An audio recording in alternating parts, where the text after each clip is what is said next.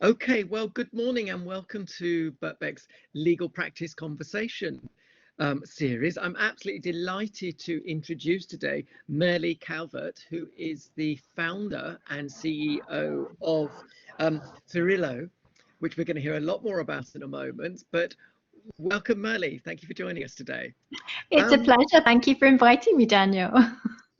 I'd like to start off just by asking you some questions about how you got involved in the law. So what was your route into the legal world? And you can start as early as you want. Oh, well, I wanted to be a lawyer from a relatively young age. So in my early teens, I used to go to a very good friend of my father's, who effectively became my sort of surrogate godfather, poor Ted. I practically adopted him. And he ran a law firm in the center of our town. And it was on my way home from school. And I got slightly obsessed with sitting there and shredding things and getting the vibe of a law firm. And the thing I loved about Ted is he met everybody and he seemed to know the answers to everything and he fixed everything. So people would go into his office stressed, anxious, ambitious, and it felt like any time they went into his office, they came out and he'd done something. And I used to look at the kind of empowerment that he gave people and think, wow, that must be a really cool job. And in between sitting and shredding old files and kind of doing the odd bit of admin in holidays and for work experience, I just developed a real love of the vibe. I love that sense of, well, the rules are the rules, but hey, they're there to be pushed, they're there to be shaped. And I guess it was very different from the kind of law that, to the extent we did anything at school, we kind of had foisted on us. That was very black and white. It was, that's how it is and that's what it will be and that's what you learn. And I think from a very early age, Ted taught me that that's not how it actually is or should be, and that the law was about people and empowerment and creating stuff. So I chose law very naturally. I guess I fell into it because of that. I think also the fact that you could pretty much at the time choose any A levels that you wanted and then apply for a law degree meant that I could choose my favorite subjects. So I could choose my languages and English and art and all of the other things that I loved at A levels, have the confidence that I was probably going to do okay, and then pursue a career that I was really excited about. So, oh, that's wonderful. You've said lots of fascinating things there. And I think one thing I just want to pick up on is how important it is to be open to learning from people who you meet. You know, you've met and actually I think we all come across people during our lives and how incredibly influential those sort of mentor figures are, those kind of avuncular figures we come across sometimes in our lives, and just being open to being able to learn, doing the shredding, doing the photocopying, doesn't matter, any of that, making the most of those open doors when you find them and looking for them is really important. And I love what you said about sort of hinting at that law's about problem solving, real life problems. And I think that's one of the reasons why we're so keen to have this legal practice conversation series, is there's a big difference between legal practice and legal academia. And often the way you study law and the way you do law are two different things, actually. So it's fantastic hearing from you about that. So what was your first step then in terms, and you went on to do a law degree? I did, yes. Right, okay. And then talk me through what you did after that. Did you qualify as a lawyer? What was your route into the practice world? I did, absolutely. So I studied law at Bristol University, and I thoroughly loved it. It was a time, I think, of great change, sort of early 90s. There was a lot of promise and expectation. Law itself was changing quite significantly. Law firms themselves were changing. I don't think I fully appreciated it at the time. It wasn't until I landed in a law firm that I think I fully appreciated just how much change was ongoing. I mean, when I joined S.J. Bowen, who don't exist in that format anymore today, sadly, because they were like the maverick law firm at the time. I had no idea. I loved the people. I loved the interview process. No one else from Bristol at the time was applying there, which I quite liked, because there was a sense that everybody was going to the same firms, and I was a bit undecided about whether I wanted to be in the kind of conveyor belt rhythm that everyone else was going to. I don't know why, because I was always very compliant, never had a lot of confidence as a student, and so why I suddenly decided to buck the trend is still a mystery to me. But I remember going to the post box with 2 offer letters and an acceptance effectively to both of them, and standing, one was a Magic Circle law firm, one was S.J. Berwin, who were not by any stretch of the mark a compromise, but they were very different. And I remember sitting there thinking, do I want to be one of a cohort of, in those days, 70 trainees? Or do I want to be one of about 16 where, you know, there is going to be nowhere to hide, and if it doesn't work out, it's all on me? And again, for some strange reason, the rebel in me went, yes, S.J. Berwin. So that's where I went. And, you know, this was what sort the of time. law did you do? What sort of law were they practicing there? What did you end up doing for them? Well, not the law that I thought I was going to be doing. I'd gone assuming I would be doing some kind of corporate and commercial law. I did a lot of corporate commercial law at my degree. I also completely fell in love with medicine, law, and ethics, which I thoroughly enjoyed and did a bit of research after I graduated on. The challenge for me was that it was so emotionally involved that I was drained every time I came home from doing any of my sort of practical research efforts. And I just thought, you know, I'm too emotionally connected with anything family law, medical law involved. This is probably not good for me.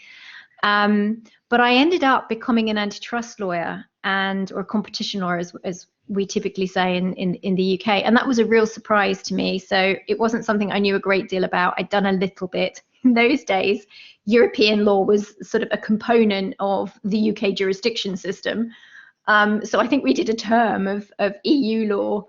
And I kind of glossed over that thinking, yeah, you know, the laws of the EU, they exist, but had no great ambition to be there. And then when I got to S.J. Berwin, they said to me, and I still remember this really distinctly, well, we know that you indicated an interest in, I think I'd put down IP and corporate law at the time, but we've put you for your first 6-month seat in with the competition team. And then there was a pause, and the HR manager, who was superb, said, I'm really sorry, we'll get you a nice seat next time. That's so funny. and I thought, oh my God. Where are you going? And then everybody in the sort of year ahead of us, as you know, the second year trainee solicitors, kept saying, oh God, well, it will be okay, just bear with it. You know, some of the people in the team are nice. And at the time, I just had no idea of whether this was a great wind-up or a rite of initiation, or whether they were genuinely very apologetic and concerned for my welfare. But it completely shaped who I am today. I worked with incredible people who were super bright. I loved them all. I got introduced almost from day one to music industry issues, pharmaceutical industries, some of the big cases, the big topics that we sort of talk about now. These guys were really at the cutting edge of that. They were leading these cases. They were defending or, you know, challenging a lot of traditional law, traditional ways of doing things in those days, whether it was sort of the way that patents were being treated and dates were being manipulated, an abuse of dominant position, arguably, turned out it was, whether it was what the music industry was doing and how they were cooperating with each other, and whether they were or were not doing things that they shouldn't. We said they weren't, and they weren't.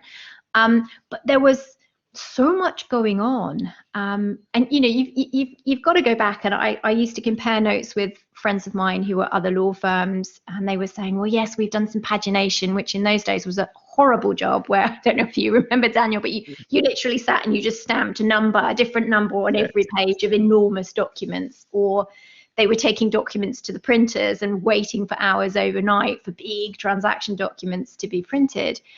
I was running around the European Courts of Justice with the partner that I pretty much shadowed the entire time. I was drafting documents. I met attorney generals. I thought it was normal until I compared notes. You often get thrown into the deep end when you're sometimes in a smaller firm as opposed to the huge firms, partly because I think they kind of expect you to do a lot more. They want you to get on with things. I mean, it suits different people. I think that's a really important message for all students to remember, that just how incredibly varied the legal world is, not just in the types of different firms, but within the different departments within the different firms. Completely. As well. I remember the firm I did my trainee solicitorships in, which of course, being an article clerk, because I'm very old, it was in a, you know, the litigators' floor. They were a different beasts altogether.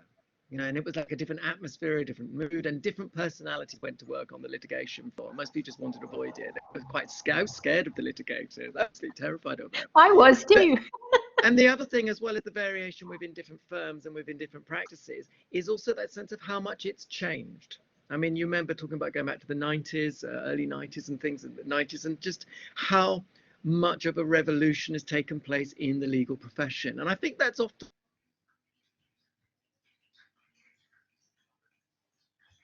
Oh, I think I've lost you, Daniel. Sorry, I'm back. Sorry, I thought I lost you. Carry on, but you're right. I'm back. Just how radically different the legal world is now. I mean, you think about what solicitors' practices. Oh, damn. Are you there? I am. I'm here.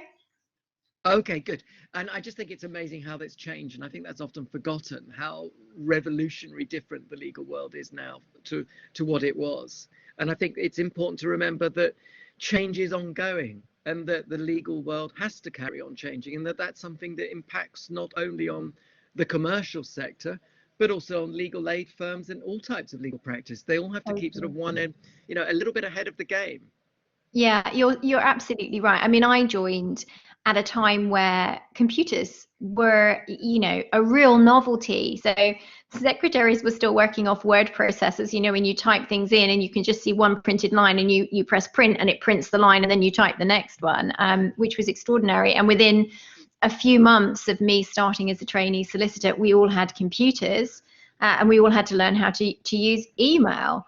And that was quite a novelty. I loved it, but for particular people who'd been working in a very established way for a long period of time, and we're used to faxes and delays and time and mind space, it was very alarming, and it was quite stressful. I mean, we talk a lot about the well-being today of legal professionals, but that was a moment of high stress for a lot of people, because it brought with it that what we're all used to today, that sort of expectation of instantaneous communication and response. Yes. Whereas it was not unheard of that you would send a fax. We were still writing in those days, and you'd have a day or two's lag before you actually were expected to respond. I remember being told off mildly.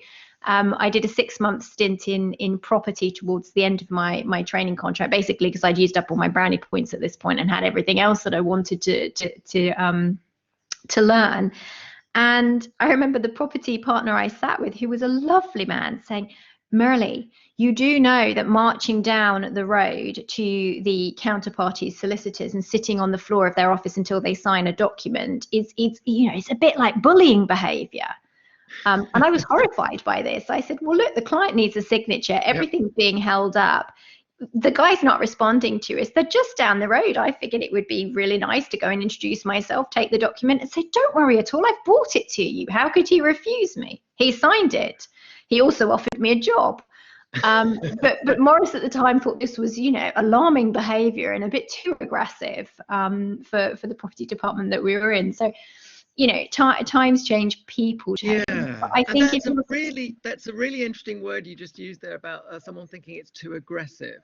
And I think that's where there has been a change. I mean, the firm I did my articles in, people who I told people I was working for this particular firm, and people would say, "Oh yes, they're very commercially minded." And when they said that in those days, that was definitely being used in a pejorative sense. Yeah, it was definitely. It was a bit of snobbery. It was a bit like they're a bit vulgar, they're not quite gentlemanly enough, and it was a real cultural change, I think. And now, of course, all the law firms are saying we need you to be commercially minded. That whole sense of commercial awareness is totally changed. So I think that revolution is really interesting.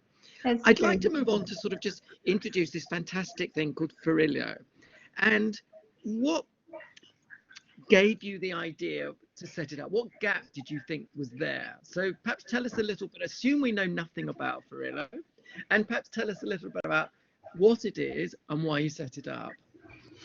Oh, wow. Farillio has been almost 25 years in the making, but what it is today is it's an online platform, very much an ecosystem of a few different things, both information, video, YouTube style, how to do it stuff, templates, guidance, master checklists that have everything built into them for small businesses.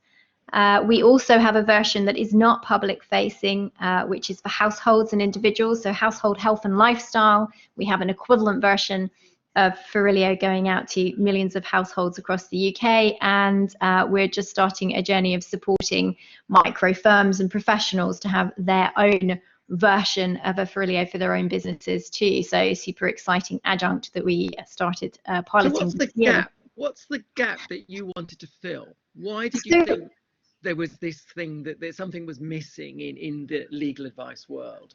That's a really good question, because if you have an aspiration to build a business, you've got to be filling a gap, and there has to be demand for it. And that demand needs to be urgent or vital or really desirable for you to really get traction early on. For me, it was a realization. Farillio is my third startup. It's my first fully independently owned, but I built a couple of businesses for other corporates that I've worked for in both sort of legal and commercial capacities in the past. And it was born out of a massive frustration that I have a very particular skill set. I have a very particular sort of creative need. And the stuff that I am best at, I wasn't getting enough time to do fast enough, because I was just overburdened by all this admin and all these other skill sets that, as you know, creators of business, we are suddenly expected to somehow magically be imbued with knowledge about overnight. So, you know, I was spending a lot of time figuring out tax, admin, insurance, compliance, HR, data was slightly different back in 2014, 2015 when I was launching first businesses, but you just spend an enormous amount of time tying yourself in knots trying to figure out all of these other things, because when you start out as a business owner, there isn't a budget for you to be able to afford all of these miraculous experts who can just help you do this and free you up to do the stuff that you're brilliant at and that really sells. And it really doesn't matter whether you are a new business and a new founder or whether you've been going for quite some time. These same problems recur, and they're a huge drain. So I think there was a fantastic survey done a couple of years back where the conclusion was that we are spending as a nation of small businesses, this is before you get to households or individuals, we're spending as a nation of small businesses roughly £60 billion a year trying to figure stuff out. Wow. And then when you look at how happy we all are about the experience we have in trying to figure stuff out, none of us are happy. That same survey also calculated that that equates to about 570 million wasted man hours. Wow. Every year. It's an average of about 3.5 working weeks per small business. For some, it's much, much more.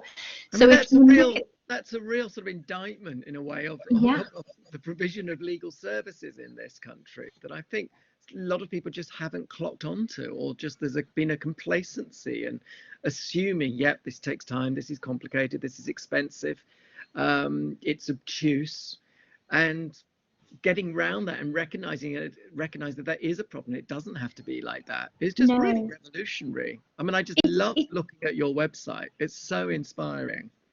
Well, thank you. I mean, it's not just legal service. I should say that 60 billion is legal and business. So there are a lot. I mean, what we do with Farillio is we don't just provide you guidance, information, resources, tools, etc. in relation to law. We weave law in. I mean, the wonderful thing about law is that it's a golden thread that is relevant throughout almost every business activity. But you don't start with it and you don't end with it. So what we did is we joined it all up.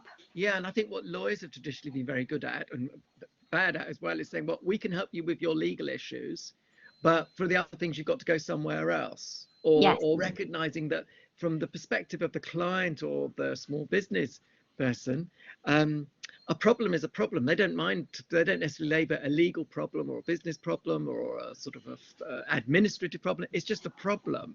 Exactly. And there may be, and the demarcation between the law bit and the non-law bit, that doesn't really matter to the person who's actually on the receiving end of the advice. It's sort of like a construction that the lawyers put on top of it. Well, and that's the problem, right? And all of our experts, whether that's tax experts, insurance brokers and advisors, everybody sits in a silo, and they sit very much with this narrow funnel of this is what we do. And for various reasons, including professional indemnity insurance, we can't really step outside of that. Yeah. But that's essentially what Farillio did. So it sews it all together, and we're very outcomes based. So we talk a very different language to your classic kind of financial consultants or lawyers. And we say to our community, you know, tell us a little bit about you and your preferences, which they can do very quickly online, very simply. And then what we'll say is, okay, what do you want?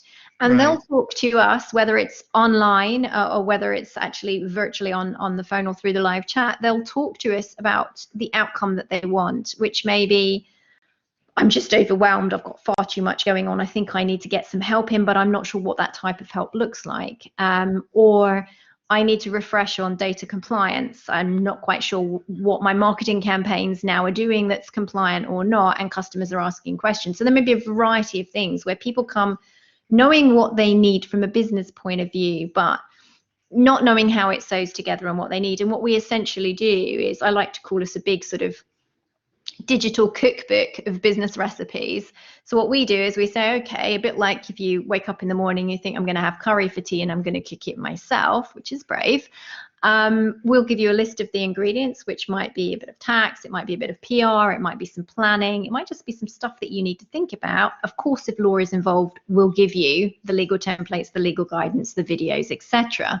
And then we'll give you that sort of trusted methodology. So you can self-serve as much as you want within that environment, but the very people that we work with in our ecosystem of experts to create the materials and make sure that they remain up to date and technically sound are also available if you press the button. So you can have a chat with them too and say, I'm not quite sure about this, or I think I've got a different situation going on. What do you suggest? And I think that's what we tried really hard to emulate, is give you an experience that's even better than the real world experience, where you've still got to work out which expert you need and when. Right. So and the biggest problem is that we don't know what we don't know, right? No, exactly. So when you use experts, I'm just trying to focus in on exactly this model of legal practice in a way, or legal advice giving. Your experts sometimes work for other law firms, is that right? Or where does the expertise come from for you? How does it work as a sort of as a business in a sense? That's a brilliant question. So our experts are other law firms and other lawyers. We do not have, and we do not give legal advice. We don't have legal advisors as part of our business. So we are the bit that provides that kind of wonderful interface. So we do the education, we do a lot of the empowerment, we introduce wonderful people who, you know, sometimes our audience will never actually have a direct conversation with, but they feel like they've got this relationship with them because they've followed the videos, they've watched the tips, they've, you know, felt the guidance, used the guidance, etc., used the materials and the tools, and they feel like they've got this very embedded relationship. I think the big challenge, and the reason why, you know, we've got this 60 billion wasted spend, this 570 million wasted man-hour problem, is that for the majority of large law firms, even for the majority of most law firms, working with a small business is not the pinnacle of their existence. It isn't something that they can go and pitch, for example, to HSB and say, hey, I've been supporting X's local barber and all of these small sort of micro businesses, so of course you want to pick me when I pitch to you. It's just, we're not profitable. We don't have PR value as small businesses, and we tend to be a lot needier because we haven't got in-house resource. We haven't got that magical technical professional understanding, and we've got huge demands on our time for sales and other things. So we're not the ideal client. So as far as law firms are concerned, the small business community, and there's millions of them, and they're very loyal and they're a great power base, but they are just not a profitable opportunity. No. And because of that, you've got this real disconnect. So small businesses feel very neglected and very sort of underserved, and, you know, they don't care about us. And so they're getting more confused, and we're getting this sort of compounding issue and some bad behavior at the fringes by people who think that they can fix law for small businesses and then create huge amounts of risk. But that is the problem. And I think what we really wanted to do, Daniel, was to say, actually, we don't want to change the law firms, but what we want to do is empower small businesses, and with our other products, individuals and households, we want to empower them with the right level of knowledge so that they're invested in the why factor. They can start helping themselves, but then as and when they are a client that you can take on and that you can help, and you can make a profit because we've made it really efficient for you, Yeah. then actually we're bringing the two of you together in a much more constructive way. And so that's what Farillio essentially does. It's actually bringing together two parties who ordinarily can't work together for very understandable reasons, and saying, well, we'll make it work so that both of you actually get mutual benefit. The law firms get really nice clients filtered back to them who are educated, willing to pay, recognize the value and relevance of lawyers. So we're very pro-lawyer. We don't want to substitute lawyers. We're very much like, work with the great people. We found them for you. But at the same time, what we're saying to the small business community is, you're not going to waste your money or your man hours. We're really going to support you in making sure that you've got control of a position that you don't normally feel you can control. And that must be incredibly reassuring for a small business person setting out, thinking, how do you know who's a good expert? Because the word expert can mean many people, so it's actually quite reliable, that. And I love the way your strapline is, you're changing the way small businesses do law, actually changing legal services. It's really exciting. That there's something about on your website talking about trailing the blazing the trail for 5G law. What do you mean by 5G law? 5G, oh, that was, do you know what, it was really funny. It was a conversation that I had a while back with one of our wonderful experts. He's actually one of our experts for fundraising and in sort of investor relations advice. So our startups particularly hang on John's every word. But he said, I see Farillio as 5G law. It's like 5th generation. We're talking about 5G for telephony, and we're talking about the 5th revolution, and everybody's asking, you know, what's the 5th revolution if digital is the 4th revolution? He said Farillio is kind of out there with that sort of 5th generation feel to it. And I rather liked that, because for me, that's a reminder that we can never rest on our laurels. We've got to keep innovating. We've got to keep pushing ahead. We've got to keep scanning consumer behavior and everything else. And that sort of begs the question, where next? I mean, I know a lot of people are talking about AI and law, artificial intelligence. Have you got any views on the role of AI in legal advice? Well, that's a very big conversation. It is, isn't it? No. But for us, let me try and break it down concisely. I think for us, yes, what I didn't want to do was to start by building an AI product from the outset, because I think into that you bake all kinds of bias, whether you like it or intend to or not. And we've seen so many products built on that basis in the tech world just slump, because they're effectively, it's still a decision tree, right? And it's hard coded in. It's not real AI in the kind of pure scientific version of it. What we said, the team that began Farillio with me, and the way that we architected, is we would reach critical mass. So we would pull, as we have done, we would pull the behavioral data from how people are really behaving. Because people will tell you all sorts of things. When I built a prototype of Farillio in 2015, we originally had a landing page journey that said to people when they came, because they told us this is what they wanted, do you have a problem and can we help you fix it? Are you looking for information and can we help provide that to you? This is what the audience and all of our test guinea pigs told us they wanted. There were thousands of them. And then we watched their behavior. And almost every person who landed on the site avoided admitting that they had a problem, and they all went to information, and yet they ended up in the problem solving space. And we watched this behavior, and it was a really powerful learning lesson for us. And we said, you know what, we've got the journey in wrong, because no one wants to admit they have a problem. I don't know why, because nobody's monitoring this. It's not Big Brother, but they don't want to talk about having a problem to a machine. So when we built Farillio, we said, right, we're going to sit back and we're actually going to collate the behavioral data, and then we will turn the machine smart, so that the machine is not assuming there are problems or there is ambition and information. It is literally going to be purely driven off critical mass of data. So AI is coming to Farillio, but it's coming in a way that's a very natural progression from how people are genuinely changing and behaving all the time. And what we're looking at is a solution that won't hard code or assume things or box people in. It's like today, that might be how you're all behaving. If tomorrow that changes, the machine will recognize that and adapt to support you. That isn't what is happening at the moment with AI in the legal tech world in the main, as I understand it. So we really didn't want to make that mistake. Thank you. I'd like to move on then just to talk about the Pioneer project, the Pioneer 1.0 project, which is, I'm so delighted you're participating and working with us at Birkbeck on that project, because we're really excited about it. Could you tell us a little bit about what your involvement's been and what you like about the Pioneer project? Oh, I love Pioneer because I think what's happening here is reality is coming to people who are committed and interested to create great businesses, and that's always got to be a winning formula, right? When you're bringing reality rather than theory. Yeah. I think there's too much theory out there, and people either believe they can do stuff or they're getting stuck and hitting obstacles. That the knowledge, you talked about the network and having the right people around you at the start of our chat, Daniel, and that's so important because 99% of pretty much everything we need to run a business is known by somebody in our network if we have the right network. And I think that's what Pioneer does beautifully. It brings great people with all the tips, the hacks, the shortcuts, the knowledge that don't do that, do it this way, or try this, to enhance, I think, what your students are already learning and what they already know themselves. Many of them are, of course, running their own businesses already. And it brings it in a very digestible, very coherent way to the community. So it's a joy to be part of it. I think this is my 3rd or 4th year of being involved. And I love it. We're so excited that lawyers are going to be involved in that way, which I think is a really nice coming together, actually. It's going to be really absolutely great. Well, for me, this is the real opportunity, Daniel, to bring together, for small businesses, this is building a framework around them, right? Because the lawyers, your law faculty today, are going to be tomorrow's legal advisors.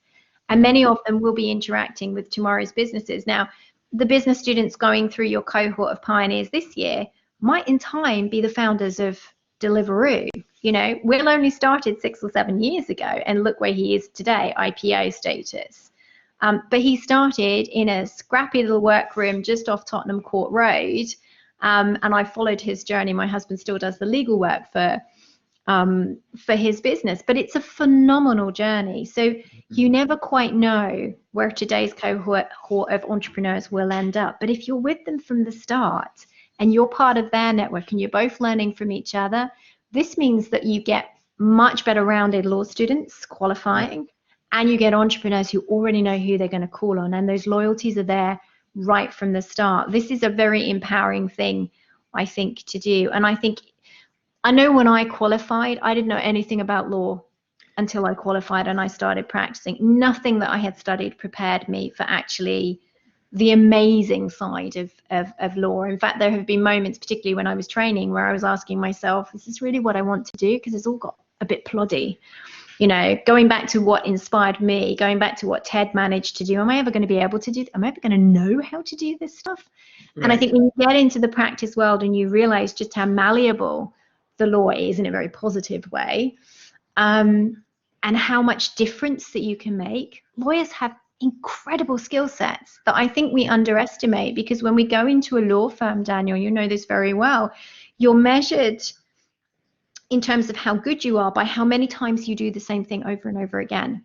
And what this does is it almost shuts down it puts blinkers on you, and it makes you underestimate how many skills that you end up with. You end up with phenomenal project management skills. You're great problem solvers. You can assimilate information really quickly, digest it, and you've got solutions, and you're fast on your feet. These are incredible business skills. Also figuring out what the problem really is. I always think that's the key. Looking beyond, because we're the domino watchers, right? We don't see the one in front of us. We're watching the trail to think, where is it going to go? So if I hit it now or I do something now, what's the knock-on impact? And I think that's a skill that is almost unique to lawyers. A very good financial accountant will do that too, but lawyers are really good at looking at where the snake of dominoes is going. I love the word that you used by describing it as malleable. And I think that's something that when we teach law, we talk about the malleability of law, that it can get you to different places and get different people to different places. I really like the idea. Hopefully, in around malleability, that's kind of where the academic side and the practice side comes together. Yes. We're almost out of time, so I've just got a couple more questions. One thing is, what would your advice be to a student who is interested in just learning a little bit about commercial awareness and sort of the entrepreneurial idea of law and how to figure out law, hasn't got much time? Would you suggest like watching something like Dragon's Den, or what would you read? What would you do to inform yourself? about things you might need to be able to think about in that world? What I would probably suggest you do if you want the real world experience, I mean, Dragon's Den is great, but it only shows you a kind of a very kind of media boosted view of the world. I would suggest going on somewhere like LinkedIn and joining the entrepreneur groups, join the discussion groups, get into some of the forums where you can see what people are discussing, how they're approaching things.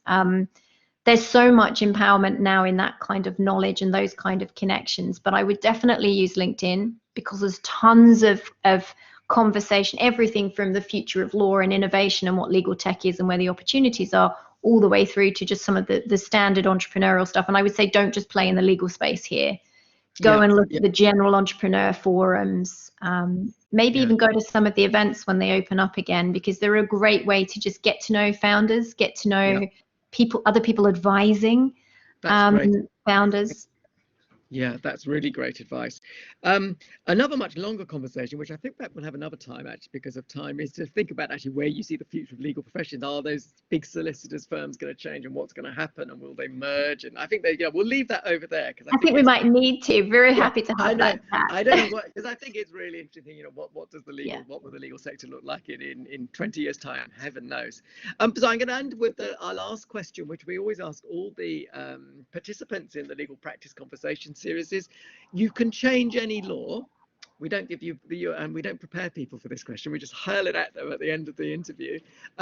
You can change any law. You can introduce any law. You'll have all power. Promote. What would it be? What would the one law be that you would like to introduce? Off the top of your head. That's a really good one. I think one thing I would change is the level of requirement around entry for people to practice law. And I think that's one of the things that holds us back. I think we need a more diverse and more all-rounded entry point for lawyers. And I think I would change the way that we train as well. I think I would ensure that all lawyers, if you have an interest in business, for example, study business as part of your legal course. So you've got that context to support your training. But I think the entry point into being a lawyer is what I would first change, because I think you'd get far more challenges of law and far more creators of the new laws coming in. Like, we're going to see a massive change in social media law, I think, very shortly too.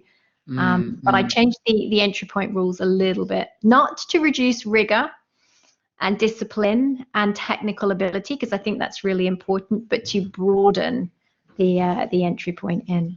Oh, that's fascinating. Thank you so much, and we look forward to working with you in the future. Thanks lovely. Thank you for having me.